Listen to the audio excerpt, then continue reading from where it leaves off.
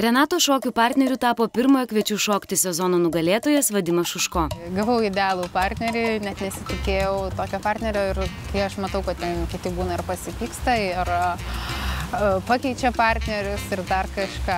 Man tiesiog keista, kaip taip gaunasi žmonėm, nes mes taip gerai sutarėm, kad geriau nebūna. Vadimas iš pradžių apie Renatą to paties pasakyti negalėjo. Iš pradžių aišku, kas būna.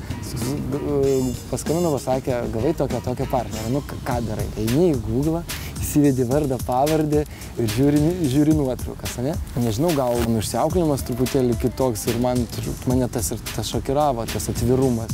Tačiau Renata išbandė kitą vyrų užkariavimo būdą. Į repeticijas Vadimui ėmė nešti pačios pagamintus pietus. Išvydau visai ką kitą. Ir paragavau kotletukų.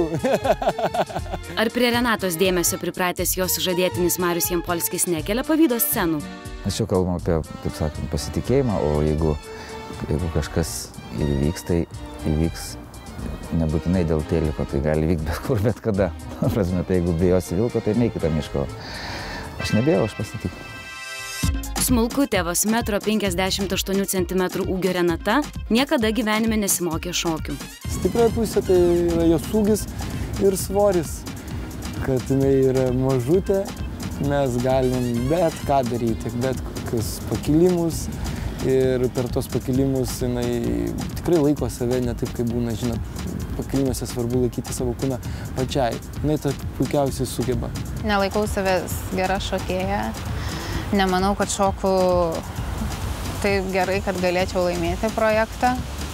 Aišku, norėčiau laimėti. Manau, kad visi norėtų laimėti, bet kad labai to tikiuosi, tai nepasakyčiau. Laimėjimą negalima net galvoti. Aišku, faina, visada laimėti, faina.